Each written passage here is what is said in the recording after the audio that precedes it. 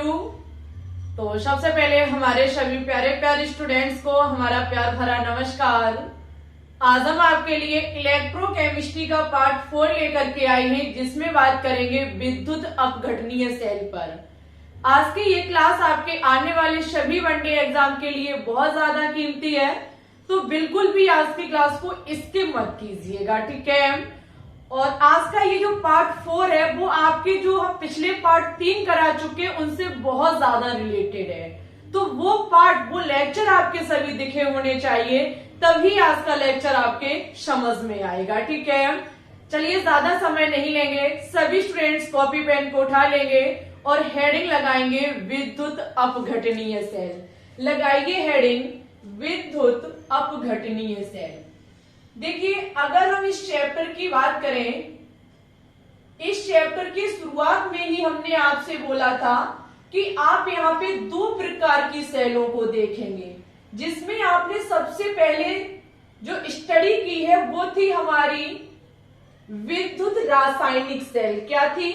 विद्युत रासायनिक सेल, जिसमें आपने पढ़ा था डेनियल सेल के बारे में। अच्छा, वहां क्या हो रहा था कि जो आपकी केमिकल एनर्जी थी वो किसमें बदल रही थी? वो आपकी बदल रही थी इलेक्ट्रो एनर्जी में, ठीक है। जो आपकी रासायनिक ऊर्जा थी वो विद्युत ऊर्जा में बदल रही थी डेनियल सेल में। जहां पे हमने देखी थी विद्युत रासायनिक सेल, उसे गैल्वेनी सेल भी कहा जाता है, ओके। वोल्टीय सेल के नाम से भी जाना जाता है, और उसका उदाहरण था हमारी डेनियल सेल। अब हम बात करेंगे विद्युत अपघटनीय सेल। यहाँ क्या होगा? विद्युत ऊर्जा हमारी परिवर्तित होगी रासायनिक ऊर्जा में। यहाँ पे जब हम करंट देंगे तब वो किसमें चेंज होगी? तब वो हमारी होगी केमिकल एनर्जी में चेंज, ठीक है। तो सबसे पहले आप यहाँ लिखेंगे, इसे इलेक्ट्रोलाइटिक सेल कहा जाता है, इंग्लिश में इलेक्ट्रोलाइटिक सेल कहा जाता है। और यहां होता क्या है? हमारी विद्युत ऊर्जा, इलेक्ट्रो एनर्जी जो है, विद्युत ऊर्जा जो है वो आपकी रासायनिक ऊर्जा में बदलती है। किसमें बदलती है?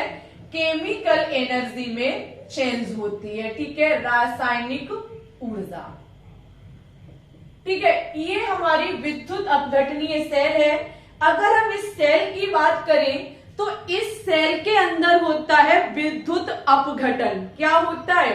इस सेल के अंदर जो प्रक्रम होता है वो होता है विद्युत अपघटन। आप लोग लिख लीजिए, इस सेल के अंदर जो प्रक्रम होगा, जो कुछ इसमें सिस्टम चलेगा, उसको कहा जाता है विद्युत अपघटन।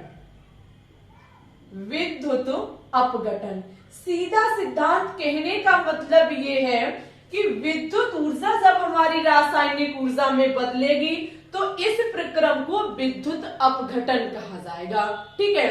इस प्रक्रम को विद्युत अपघटन कहा जाएगा, या हम सीधे तौर पर यह भी कह सकते हैं कि विद्युत अपघटनीय सेल में विद्युत अपघटन प्रक्रम होता है, ओके। जब आपका इतना हुआ तो चलिए अब हम क्या करेंगे, जैसे हमने डेनियल सेल को समझा था वैसे ही हम समझेंगे विद्युत अपघटनीय सेल को। विद्युत अपघटनीय सेल में होता क्या है? एक हम पात्र लेते हैं, हर एक चीज मेरी ध्यान से समझिएगा। जैसे हमने डेनियल सेल में इलेक्ट्रोड लिए थे, एक जिंक का था, दूसरा हमारा कॉपर का था। इसमें क्या काम होगा? एक पात्र होगा और इस पात्र में हमारा भरा होगा वैद्युत अपघट्य पदार्थ। इस पात्र में क्या होगा? वैद्युत अपघट्य पदार्थ भरा होगा, वैद्युत अपघट्य पदार्थ होगा। सबसे बड़ा प्रश्न कि विद्युत अपघटनीय सेल की हम स्टडी कर रहे हैं, विद्युत ऊर्जा का रासायनिक ऊर्जा में बदलना विद्युत अपघटन कहलाता है, लेकिन वैद्युत या हम इसे विद्युत भी कह सकते हैं, अपघट्य क्या होता है? तो इसका मतलब वो ये होता है वैद्युत अपघट्य का मतलब होता है जो अपने आयनों में टूट जाता है। वैद्युत अपघट्य का क्या मतलब होता है? जो अपने आयनों में टूट जाता है। किसमें टूट जाता है? अपने आयनों में टूट जाता है। अच्छा, अब प्रश्न उठता है कि ये अपने आयनों में कैसे टूट जाएगा? तो जब हम इसको करंट देंगे तो ये क्या काम होगा? अपने आयनों में टूट जाएगा। वो भी किसमें? गलित या फिर जलीय अवस्था में। जैसे कि आपका NaCl है, जब हम क्या काम करते इसे गलित या जलीय अवस्था में लेते हैं तो आपका Na+ में बदलता है और Cl- में बदल जाता है, टूट जाता है। सॉरी, बदलता नहीं है, टूट जाता है। जब हम NaCl को जलीय या गलत अवस्था में लेते तो ये Na+ और Cl- में टूट जाता है। इसे कहा जाएगा वैद्युत अपघट्य पदार्थ। क्या है ये? हमारा वैद्युत अपघट्य पदार्थ है। हम क्या काम करेंगे? हम एक पात्र लेंगे, वैद्युत अपघट्य पदार्थ को भरेंगे जो ऐसा होना चाहिए आयनों में टूट जाता हो। ठीक है, हम इसमें क्या काम करेंगे? इलेक्ट्रोड लगाएंगे। एक हमारा एनोड होगा और एक हमारा कैथोड होगा। ठीक है, समझिएगा, ये है आपका एनोड। शुद्ध हिंदी में लिखेंगे, ये है हमारा एनोड और ये है हमारा इलेक्ट्रोड कैथोड का। किसका है? इधर एनोड का इलेक्ट्रोड है, इधर हमारा कैथोड का इलेक्ट्रोड है। अच्छा, जब हमने वैद्युत अपघट्य पदार्थ मिलाया तो एक आपका एनाइन में टूटेगा यानी कि ऋणायन में टूटेगा और एक आपका कैटाइन यानी कि धनायन में टूटेगा। एक आपका धनायन बनाएगा यानी कि कैटाइन इसको इंग्लिश में कहा जाता है और एक आपका ऋणायन बनाएगा यानी कि इसे एनाइन कहा जाता है। एनाइन हमारा माइनस और कैटाइन हमारा प्लस हो गया। बहुत अच्छी बात है, लेकिन इसमें एक याद रखने वाली बात है, डेनियल सेल में क्या होता था कि एनोड वाला हिस्सा हमारा प्लस था, एनोड वाला हिस्सा हमारा माइनस था और कैथोड वाला प्लस था। लेकिन विद्युत अपघटनीय सेल में उल्टा होता है। एनोड वाला सिरा हमारा प्लस होता है और कैथोड वाला सिरा हमारा माइनस होता है। कैथोड वाला सिरा हमारा माइनस होता है। ये उल्टा होता है। जैसे डेनियल सेल पर एनोड साइड ऑक्सीकरण हो रहा था, वैसे यहां भी होगा ऑक्सीकरण ही, यहां भी ऑक्सीकरण होगा और कैथोड साइड हमारा अपचयन होगा। बहुत अच्छी बात है, कैथोड साइड अपचयन होगा, एनोड साइड ऑक्सीकरण होगा। बस चेंजिंग ये हुई है कि इधर एनोड साइड प्लस है और कैथोड साइड अब की बार माइनस माना जाएगा। ठीक है, आगे देखो इसमें क्या होता है। अब हम इसमें क्या काम करेंगे? बाहर से इसको वोल्ट देंगे। बाहर से जब हम इसको करंट देंगे तो देखिए क्या होगा, विद्युत अपघट्य में से जैसे ही हम इसे बाहर से करंट देंगे, बाहर से इसमें वोल्टता देंगे, वैसे ही इस वैद्युत अपघट्य पदार्थ से जो आपका ऋणायन है वो किधर जाएगा? एनोड की साइड जाएगा और जो आपका कैटायन यानी कि धनायन है वो कैथोड की तरफ जाएगा। आप यहां लिख सकते हैं, यहां आप लिखिए कि एनोड के साइड कौन जाएगा और कैथोड के साइड कौन जाएगा, क्योंकि ये नॉर्मल सी बात है। एनोड यानी कि ये ऋणायन है, ये धनायन है, तो ऋणायन जाएगा धनायन की साइड और धनायन जाएगा आपके ऋणायन के साइड। तो एनोड की साइड हमारा जाएगा A- और कैथोड की साइड जाएगा हमारा C+। क्योंकि एनोड भाग हमारा प्लस है इसलिए माइनस जाएगा और ये वाला हिस्सा हमारा माइनस है तो इसके पास प्लस जाएगा। ठीक है, अब आपको पता है कि एनोड साइड ऑक्सीकरण होता है और कैथोड साइड हमारा अपचयन होता है। जहां पर ऑक्सीकरण होता है वो क्या काम करता है, इलेक्ट्रॉन को दान करता है, इलेक्ट्रॉन को दान करता है। और कैथोड साइड क्या होता है कि जो इलेक्ट्रॉन दान होते हैं उनको ग्रहण करता है।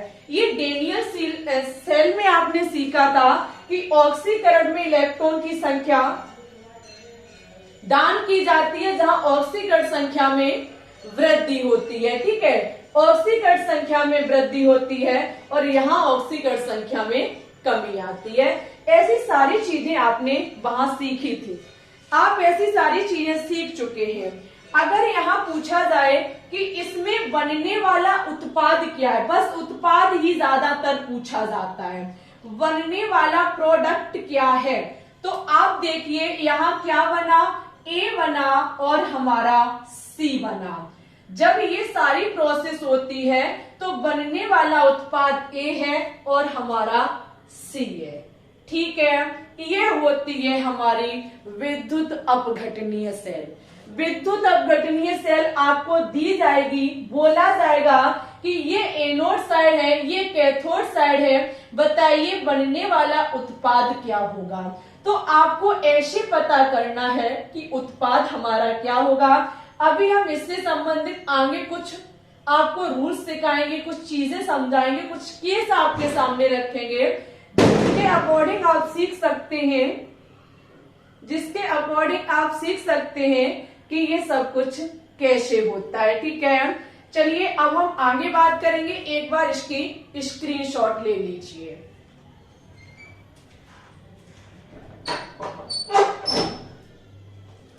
ले लीजिए। अब हम देखो हेडिंग लगाएंगे, हेडिंग लगाएंगे।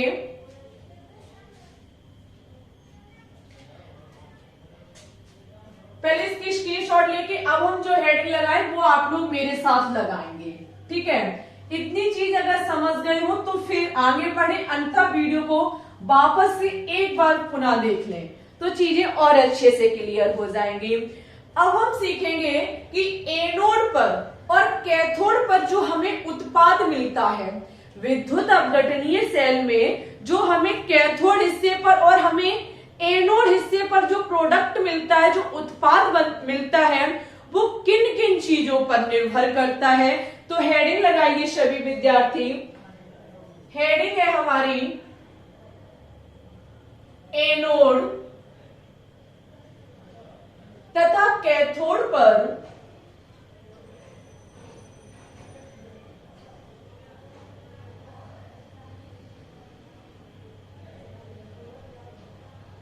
एनोड तथा कैथोड पर मिलने वाले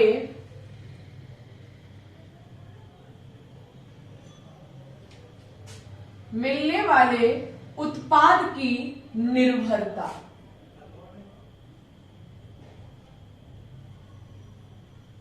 जो एनोड और कैथोड पर उत्पाद मिलते हैं ये किन किन बातों पर निर्भर करते हैं, ये किन किन बातों पर निर्भर करते हैं। सबसे पहले विद्युत अपघट्य की प्रकृति पर, वेरी इंपॉर्टेंट पॉइंट है, विद्युत अपघट्य की प्रकृति पर। किस पर निर्भर करते हैं, विद्युत अपघट्य की प्रकृति पर निर्भर करते हैं। ठीक है, जो आपका विद्युत अपघट्य इसका नेचर कैसा है, नेचर का मतलब है कि हमारा कौन सा विद्युत अपघट्य है, NaCl है, MgBr3 है या फिर Al एल्यूमिनियम का कोई ऑक्साइड है, कैसा है।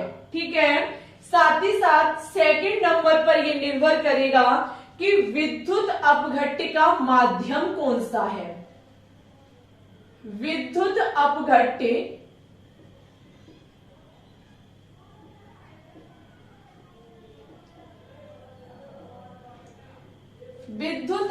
का माध्यम कौन सा है। गर्मी बहुत ज्यादा है आज तो।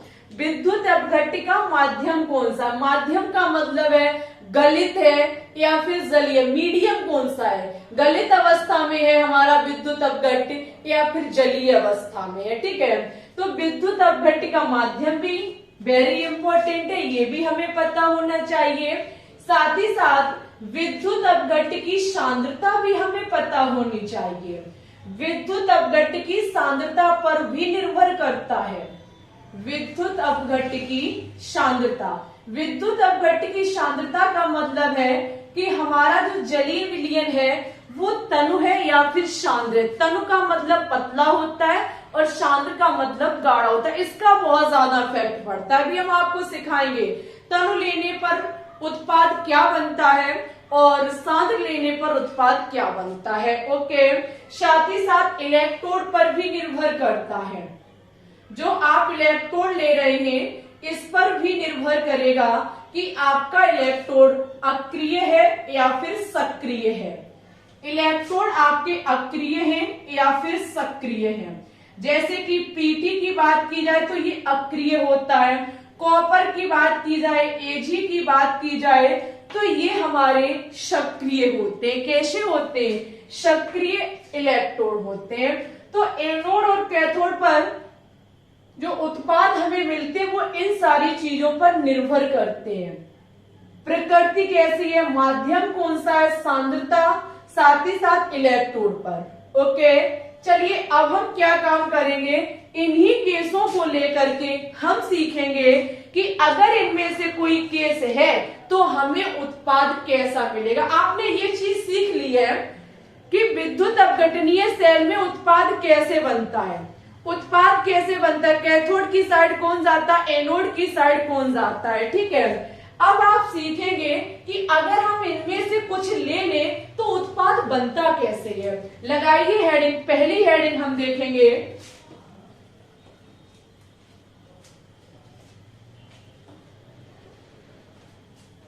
हम क्या काम करेंगे।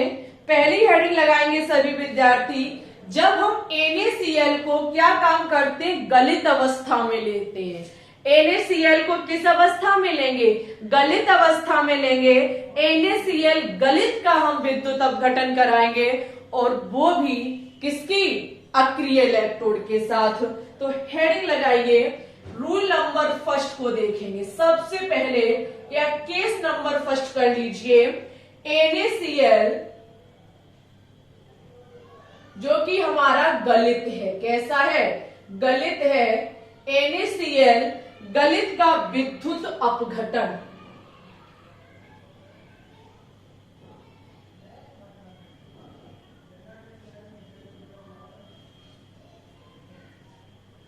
विद्युत अपघटन वो भी अक्रिय इलेक्ट्रोड के साथ।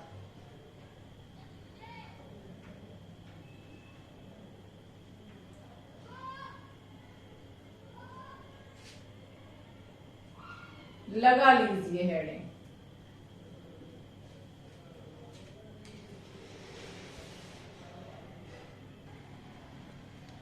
ठीक है, आपने हेडिंग लगा ली, NaCl गलित का विद्युत अपघटन कराएंगे और इलेक्ट्रोड जो लेंगे वो अक्रिय लेंगे। कैसा लेंगे, अक्रिय लेंगे।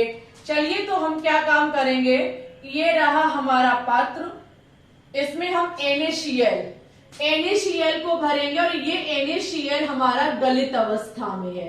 कैसा है, गलित अवस्था में है। इसमें Na हमारा प्लस रूप में होगा और Cl हमारा माइनस के फॉर्म में होगा।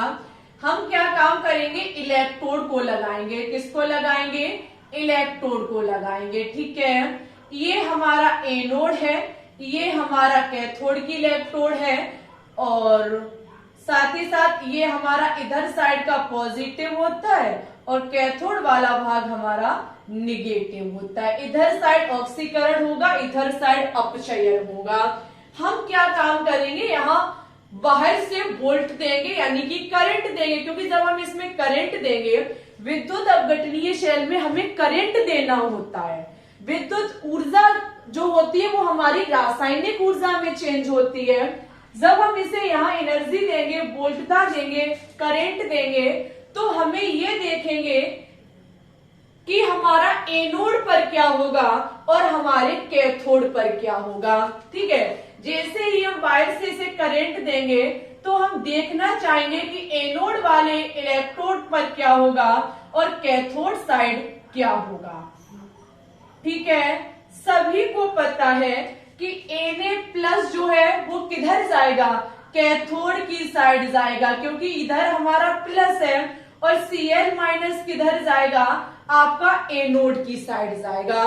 जब ये एनोड की साइड जाएगा Cl- और कैथोड की साइड जाएगा हमारा Na+।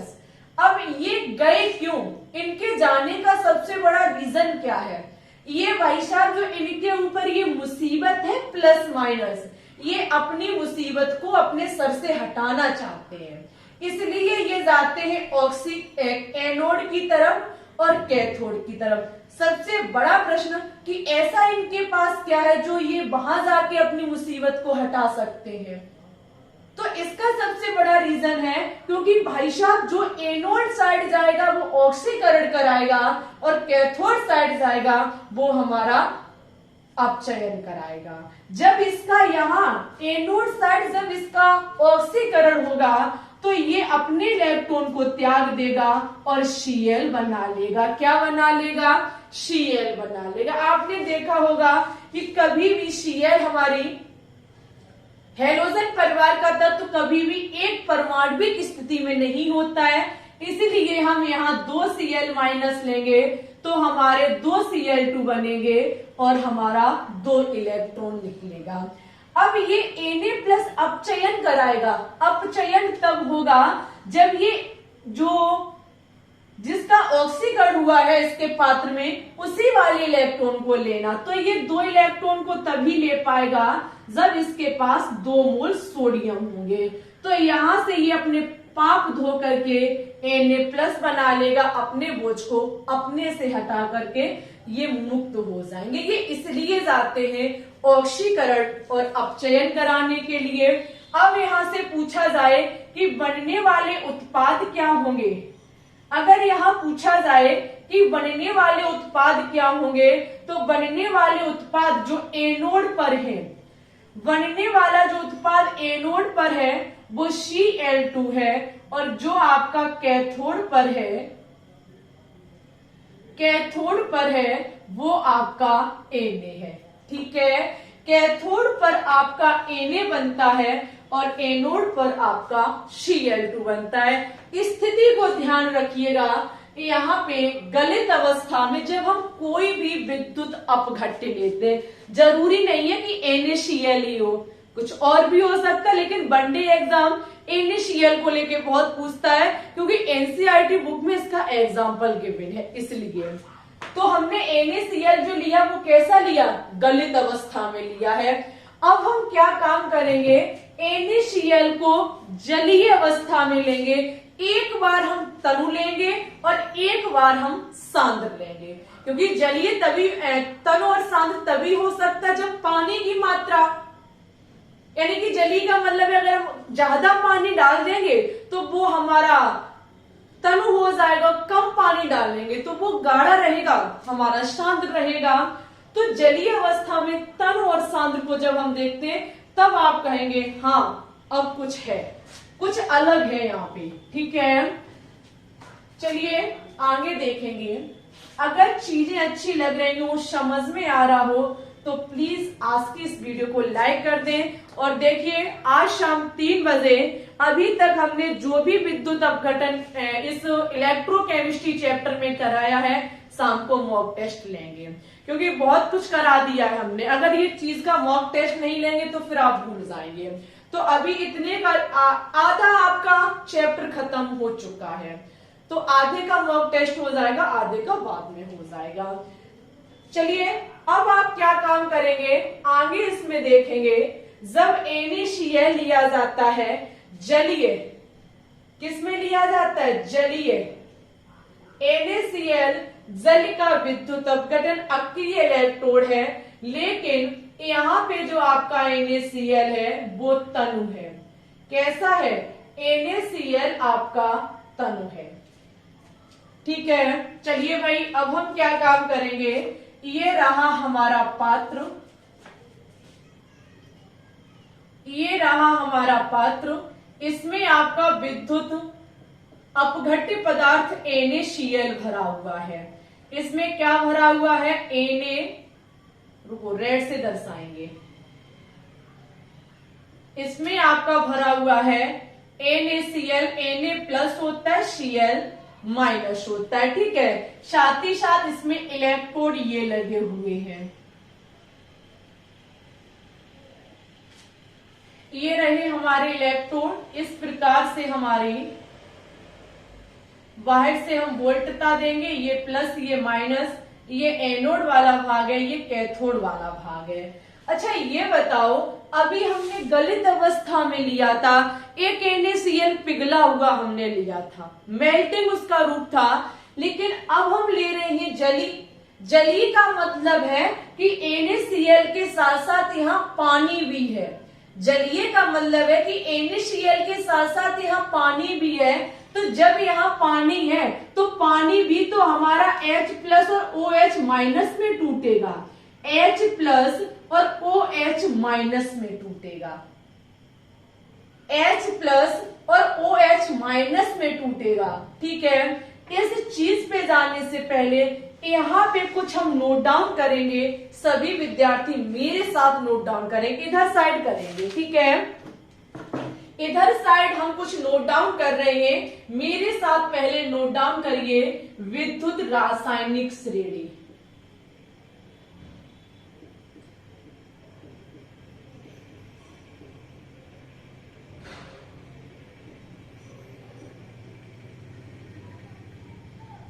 विद्युत रासायनिक श्रेणी लिथियम, सोडियम, जिंक, उसके बाद है आपका आयरन, हाइड्रोजन, कॉपर, सिल्वर,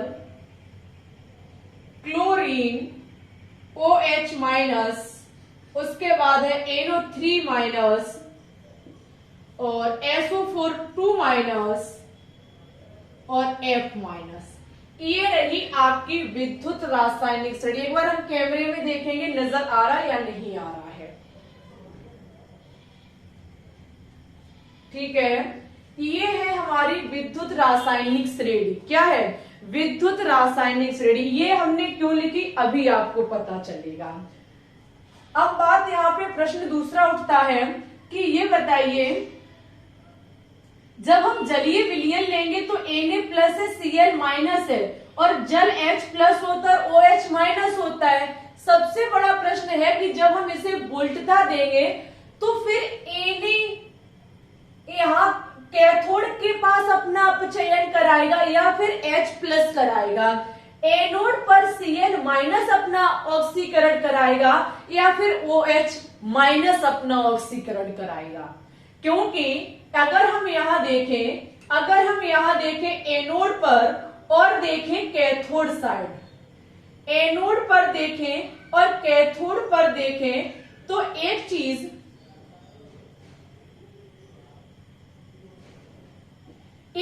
समझ में आ रही है कि जब हम इसको वोल्टता देंगे तो Na प्लस जो है वो भी आपका कैथोड साइड जाना चाहता है और H प्लस भी अपने बोझ हटाने के लिए कैथोड साइड जाना चाहता है, अपना अपचयन कराना चाहता है।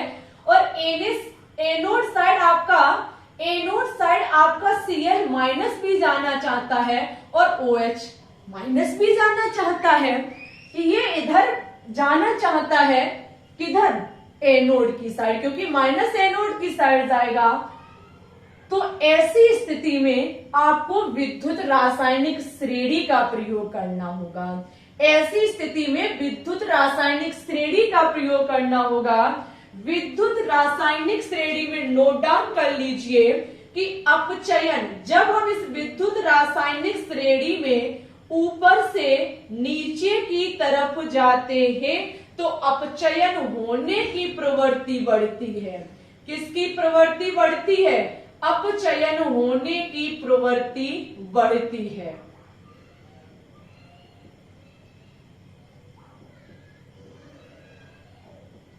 अपचयन होने की प्रवृत्ति बढ़ जाती है और जब हम इस श्रेणी में नीचे से ऊपर की तरफ जाते हैं तो ऑक्सीकरण होने की प्रवृत्ति बढ़ जाती है।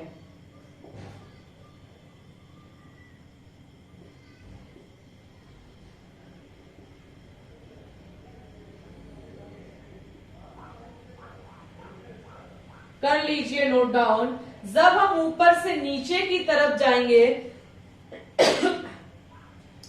जब हम विद्युत रासायनिक श्रेणी में नीचे की तरफ जाते तो अपचयन होता है और ऊपर की तरफ जाते हैं तो ऑक्सीकरण होता है। अब हम देखेंगे कि यहाँ इस श्रेणी हमें बताएगी कि किसका ऑक्सीकरण होगा और किसका अपचयन होगा।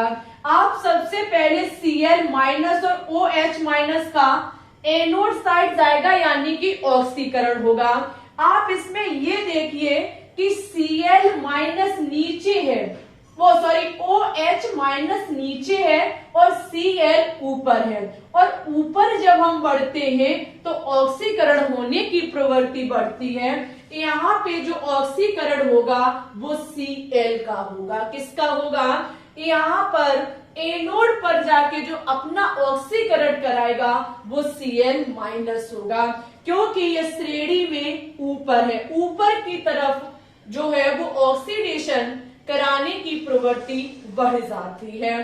तो इसका कुछ नहीं होगा, ये आपका एनोड पे जाके अपने पापों को धुलेगा, अपने बोझ को हटाएगा, इलेक्ट्रॉन को त्यागेगा, Cl बन जाएगा। ये कभी भी नहीं रहता अकेला, तो इसलिए 2 लग जाएगा। अब बात है कि Na प्लस अपचयन कराएगा या H प्लस अपना अपचयन कराएगा।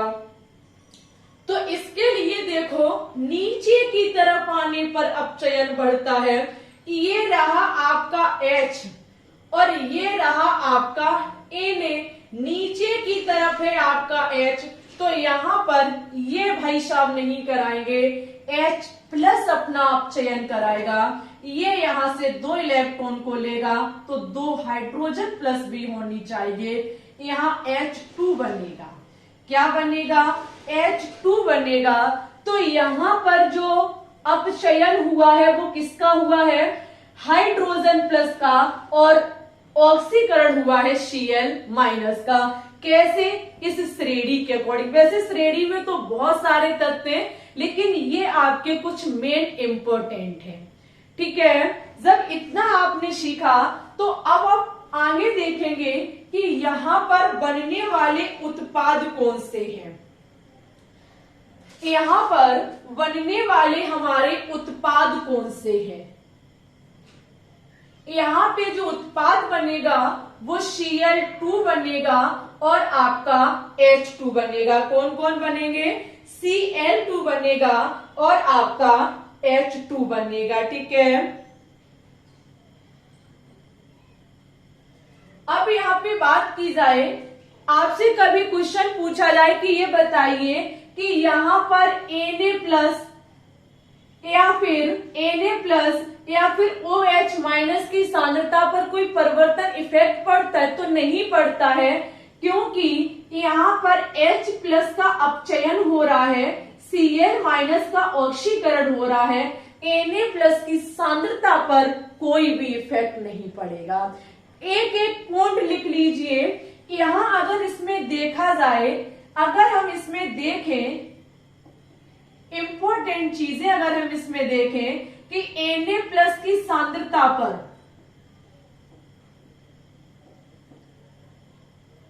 कंसंट्रेशन पर कोई इफेक्ट पड़ेगा, तो इसकी सांद्रता पर कोई भी परिवर्तन नहीं आएगा, कोई भी इसमें चेंजिंग नहीं आएगी। क्यों नहीं आएगी? क्योंकि Na प्लस का कुछ होता ही नहीं है। अब आपसे पूछा जाए कि ये बताइए क्या NaOH की सांद्रता पर कोई इफेक्ट पड़ेगा? NaOH की सांद्रता पर कोई इफेक्ट पड़ेगा? हाँ, बिल्कुल पड़ेगा, क्योंकि NaOH में से OH माइनस क्या काम कर रहा है? अपना अपचयन करा रहा है, तो इस पर इफेक्ट पड़ेगा। यस, यानी कि सांद्रता, यहाँ पे इसकी जो सांद्रता है वो कैसी हो जाएगी? सांद्रता में कमी आ जाएगी, सांद्रता में कमी आ जाएगी। ठीक है, इसकी सांद्रता में कमी आ जाएगी। ओके, यहाँ पे NaCl, NaOH क्यों लिख दिया मैंने? NaCl लिखना था, सॉरी।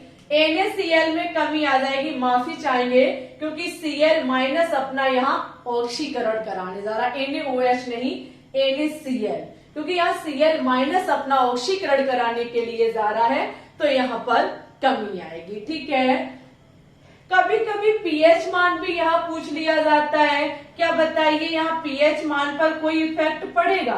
देखो, पीएच मान की अगर हम बात करें तो पीएच मान बराबर होता है माइनस की लॉग कंसंट्रेटेड एच।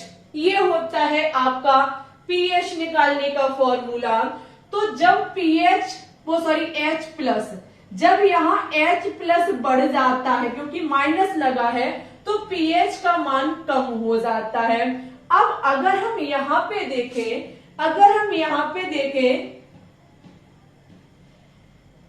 आपका जो H प्लस है, H प्लस जो है वो तो H2 में बदल रहा है। अगर हम जलीय विलयन में अगर हम NaCl लेते हैं, इनका विद्युत अपघटन कराते हैं तो H प्लस इलेक्ट्रॉन को ग्रेड करके H2 में बदल रहा है, H प्लस हमारा कम हो रहा है। अगर यहाँ H प्लस कम होगा तो pH मान जो होगा वो आपका बढ़ जाएगा। pH मान कैसा होगा? pH मान आपका बढ़ जाएगा। ठीक है, अगर हम इसमें एक चीज देख सकते हैं, एनोड पर हमारी जो क्लोरीन बनी ये भी गैस है, ये भी हाइड्रोजन जो बनी ये भी हमारी गैस है, और जो नहीं हुआ है, जिसकी अभिक्रिया नहीं हुई है, वो आपका क्या है? Na है और आपका OH है, और ये दोनों मिलकर के क्षार बना लेते हैं। ये होती है आपकी NaCl, तनु NaCl का जब हम जलीय विद्युत अपघटन कराते हैं। तनु NaCl का जलीय विद्युत अपघटन कराते तो बहुत सारे क्वेश्चन पूछे जाते हैं। पीएच से संबंधित क्वेश्चन पूछा जाता है कौन सा उत्पाद बनेगा, या पूछा जा सकता है कि जब हम तनु NaCl का जलीय अपघटन कराते हैं तो कौन सा क्षार बनता है। ठीक है, ऐसे क्वेश्चन आपसे वनडे एग्जाम बहुत ज्यादा पूछते हैं। अगर यहाँ से आपको प्रॉब्लम हो तो आप तुरंत कमेंट कर सकते हैं। ठीक है, अब हम इसमें एक मेथड और देखेंगे। वो मेथड होगा जब हम सांद्र NaCl जलीय का विद्युत अपघटन कराते तब क्या होता है। ये तनु था, कैसा था? तनु था। अब हम देखेंगे सांद्र को लेकर के।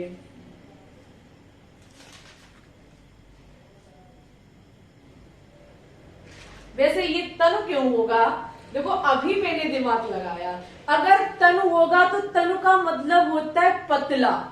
तनु का मतलब क्या होता है? पतला। पतले का मतलब है कि पानी का बहुत ज्यादा हो जाना। तो प्लीज माफी चाहेंगे, सभी विद्यार्थी यहाँ लगा लेंगे ये सांद्र है। तब से हमने पूरी रामायण तो आपको पढ़ा दी, लेकिन एक चीज गलत थी, वहां सांद्र। क्यों? सांद्र का मतलब है कि यहाँ जल की नॉर्मल मात्रा है। हमारा NaCl का जो घोल बनेगा वो हमारा गाढ़ा होगा। कैसा होगा? गाढ़ा होगा। अब हम देखेंगे तनु NaCl को लेकर के। तनु NaCl का मतलब है कि पतला NaCl का घोल जिसमें बहुत ज्यादा पानी होगा। जब पानी बहुत ज्यादा होगा तो पूरा सिस्टम चेंज हो जाएगा। इसलिए तनु को देखेंगे। जब हम तनु NaCl का जलीय अपघटन पढ़ते हैं तो वो फेराइडी के नियम में काम में आता है। इसलिए ये सांद्र था, नॉर्मल जल की मात्रा थी। ठीक है, चलो अब हम यहाँ क्या काम करेंगे? तनु वाले को देखेंगे, फिर हमारी यहीं पर ये लेक्चर खत्म हो जाएगा आज का। फिर नेक्स्ट वीडियो में आपको फेराइडे के नियम कराएंगे, नेक्स्ट क्लास में आपको फेराइडे के नियम कराएंगे। ठीक है, यहां अब लगाएंगे आप हेडिंग तनु NaCl। लगाइए तनु NaCl। तनु का मतलब होता है पतला। ठीक है, देखो तनु NaCl लेंगे तब क्या होगा? ये रहा हमारा पात्र,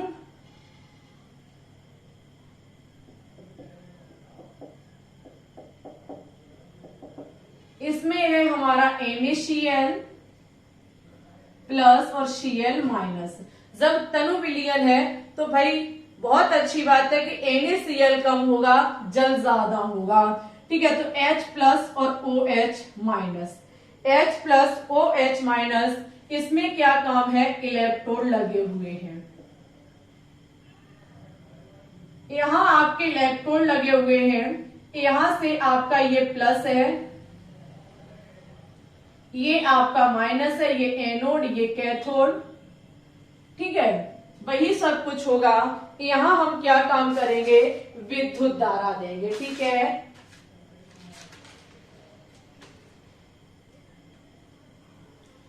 तो हम यहाँ क्या काम करेंगे, आपकी वोल्टता देंगे। वोल्टता देंगे तो हम देखेंगे कि एनोड साइड हमारा क्या होगा और कैथोड साइड हमारा क्या होगा।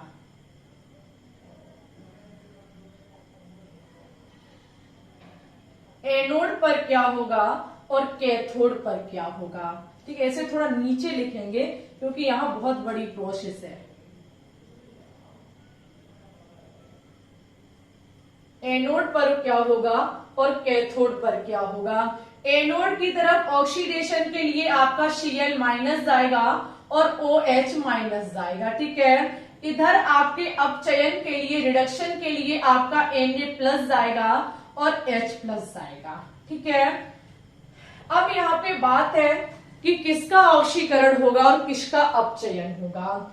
आप एक चीज देख सकते हैं, ये तो अभी आपने सीखा था कि मैन जी OH माइनस जो है, OH माइनस है, इसका तो नहीं हो सकता, Cl माइनस का होगा, क्योंकि Cl माइनस जो है इसमें ऑक्सीकरण कराने के लिए ऊपर आता है, OH नीचे आता है। लेकिन एक छोटा सा नोट लिख लीजिए कि जब हमारा तनु विलयन होगा, जब हमारा तनु विलयन होगा तो छोटी सी नॉर्मल सी बात है कि जल की मात्रा उसमें अधिक होगी।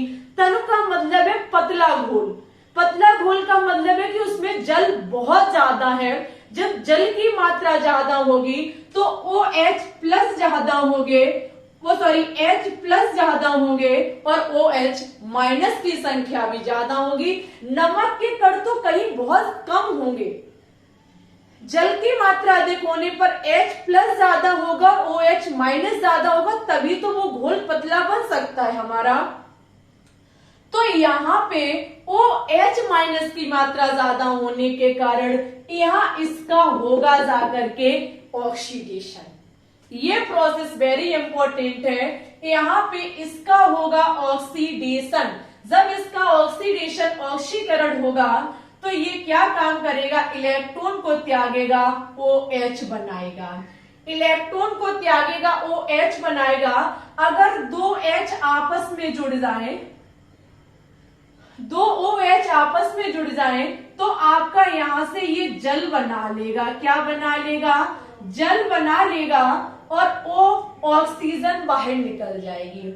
अब अगर ये दो ऑक्सीजन मिल जाए तो ये O2 गैस बना लेंगी। क्या बना लेंगी, बात बहुत लंबी है, ध्यान से समझना। तो आपकी क्या बना लेगी, O2 बना लेगी। ठीक है, OH माइनस से OH बना, इलेक्ट्रॉन बाहर निकला। दो OH से हमने जल बनाया, ऑक्सीजन निकला। एक ऑक्सीजन के साथ मिलकर के O2 बना लेती है। लेकिन ये एक्स्ट्रा O आया कहां से, एक्स्ट्रा O तब आएगा जब हम क्या काम करेंगे, यहाँ पे दो OH लेंगे, यहाँ भी हम दो OH लेंगे,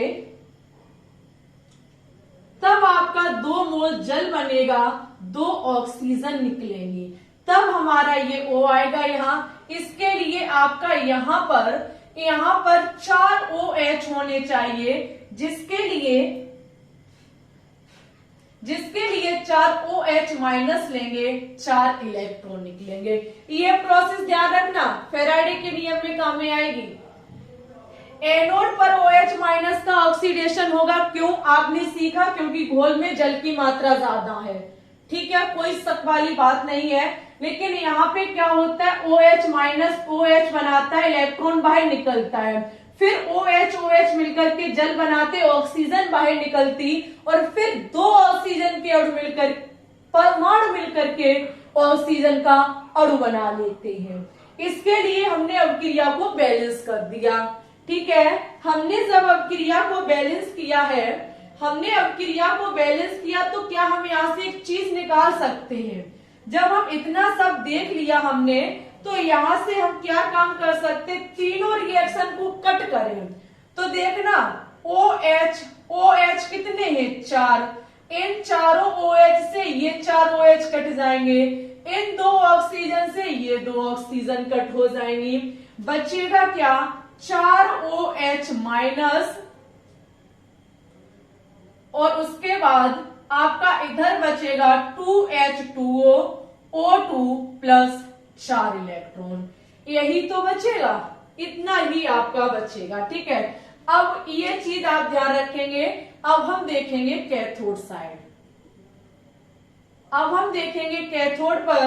कैथोड पर आपका Na प्लस है, H प्लस है, तो भाई H प्लस का होगा ही, तो आपका नीचे है तो इसका तो होना ही है, और नहीं, और नीचे ना होता तब भी होता क्योंकि जल की मात्रा ज्यादा है। तो ये क्या काम करेगी, 4 इलेक्ट्रॉन को लेगी। 4 इलेक्ट्रॉन को तब ले सकती है जब 4 H प्लस हो, तो आपके इस प्रकार से 2H2O बन जाएगी। क्या बन जाएगी, 2H2 बन जाएगी।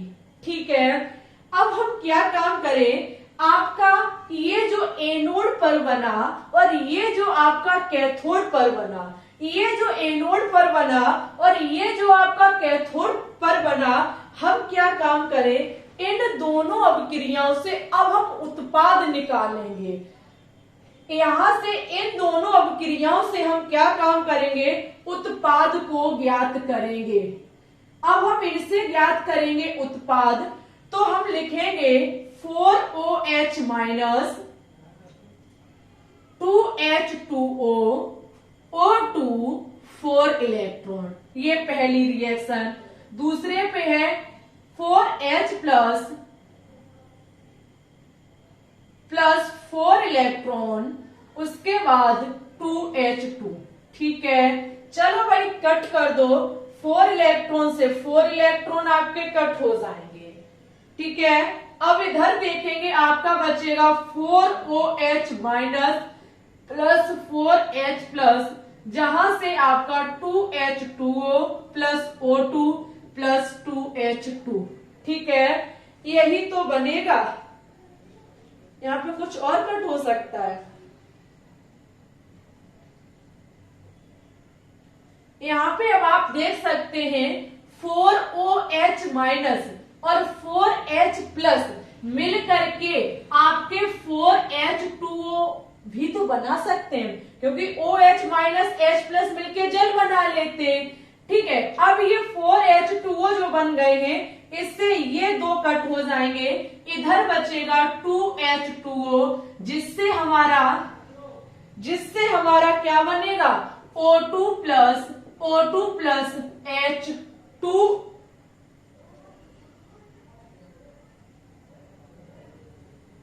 जिससे आपका बनेगा ऑक्सीजन गैस प्लस 2H2 क्या बनेगी आपका, एक सेकंड रुकेंगे, आपका 2H2O से क्या बनेगा, O2 प्लस 2H2O। बहुत अच्छी चीज यहां से हमने देखी कि जब हम क्या काम करते हैं, तनु NaCl लेते हैं, तनु NaCl का जब हम विद्युत अपघट्य कराते हैं, तो बाद में हमें एक चीज प्राप्त हुई कि इस विद्युत अपघटन की क्रिया में जल का अपघटन होता है। यहाँ पे किसका अपघटन होता है, जल का। एक बार हम चीज को फिर से रिवाइज करेंगे। एनोड की साइड आपका Cl माइनस OH माइनस जाएगा, Na plus H plus cathode की साइड जाएंगे। ठीक है, कैथोड की साइड जाएंगे तो OH माइनस का यह ऑक्सीडेशन होगा। क्यों होगा, क्योंकि जल की मात्रा अधिक है। जब ये होगा तो ये सारी प्रोसेस हमने आपको समझा दी। अब क्रिया को बैलेंस करेंगे, ये निकल के आएगा। H प्लस का कैथोड की साइड ऑक्सीडेशन होगा, उसके बाद हम उत्पाद को प्राप्त करेंगे। तो दोनों अपक्रियाओं को लिख करके हम कट करके यहाँ उत्पाद प्राप्त करेंगे, जो आपका उत्पाद ये होगा। इस उत्पाद से हमें एक चीज समझ में आई कि इस पूरी प्रोसेस में हम जल का अपघटन कर रहे हैं। देखो जल का जब हम अपघटन कर रहे हैं तो हमारी ये सेल हमें प्राप्त हो रही है। ठीक है, सेल हमें प्राप्त हो रही है। तो हम इसे छोटे तरीके से भी कह सकते हैं कि ये अभिक्रिया हमारी जल अपघटन अभिक्रिया है। ओके, क्या है ये हमारी जो है वो जल की विद्युत अपघटन की तरह हो रही है। यहाँ जल के विद्युत अपघटन की तरह हो रही है। और एक चीज और आप यहाँ सीख सकते हैं, इस प्रोसेस में Na+ और Cl- यानी कि आपका NaCl जो है वो नियत है। NaCl यहाँ नियत है, कुछ भी नहीं कर रहा है।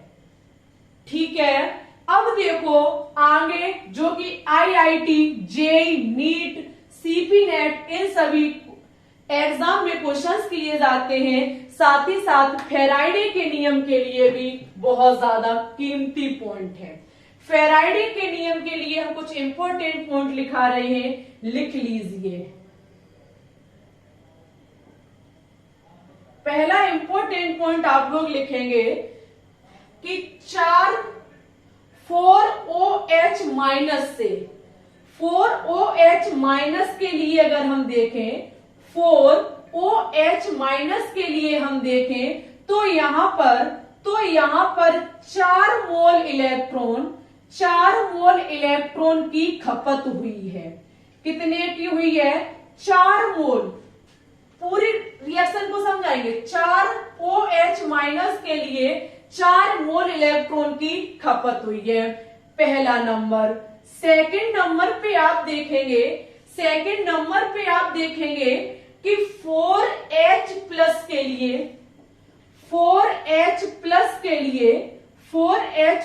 लिए 4 इलेक्ट्रॉन की खपत हुई है। कितने की हुई है? 4 H+ 4 इलेक्ट्रॉन के लिए जब खपत हुई है, ठीक है, यहां पे क्या बन रहा है आपका? 2 मोल H2।